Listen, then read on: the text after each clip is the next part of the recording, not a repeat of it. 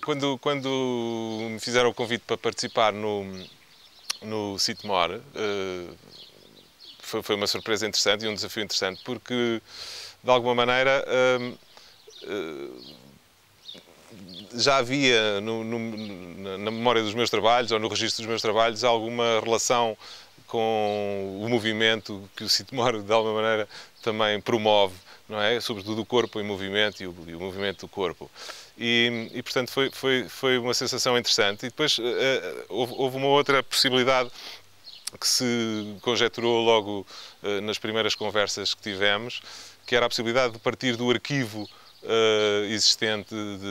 das várias performances e acontecimentos que foi havendo ao longo da história do Sitmore. E, portanto, acabei por desenvolver um conjunto de objetos de características cinéticas, de animação, usando as tecnologias digitais, mas chegando a um objeto eminentemente analógico ou de características analógicas, partindo de uma técnica tradicional da animação chamada rotoscopia, desenhando frame a frame a partir de material pré-existente. E, portanto, acabou por ser um projeto que me satisfez muito e até porque fez crescer, digamos que o próprio corpo do meu trabalho, no sentido em que comecei num registro de poucos frames, de movimentos obsessivos, que é o que me tem estado a interessar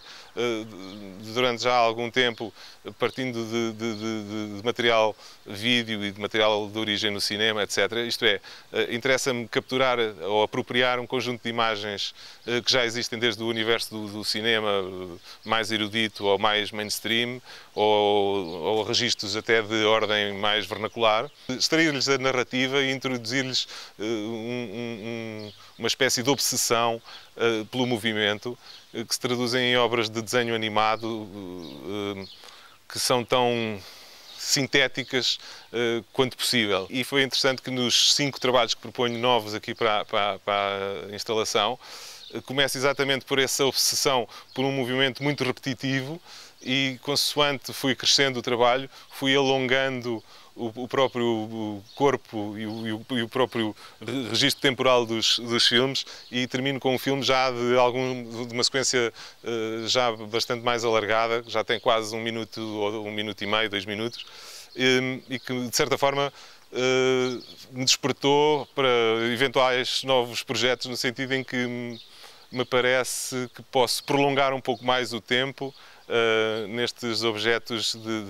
de investigação sobre o movimento, digamos assim, porque na realidade estes projetos são basicamente isso, são uma espécie de exploração através do desenho e do corpo animado, através de um sistema que não engana, no sentido em que o desenho animado tem essa capacidade de produzir imagens de ficção, mas simultaneamente tornar-nos conscientes de que estamos a ver essa ficção. E, portanto, nesse aspecto eles são mais reais do que a realidade passada normalmente pelos objetos cinematográficos.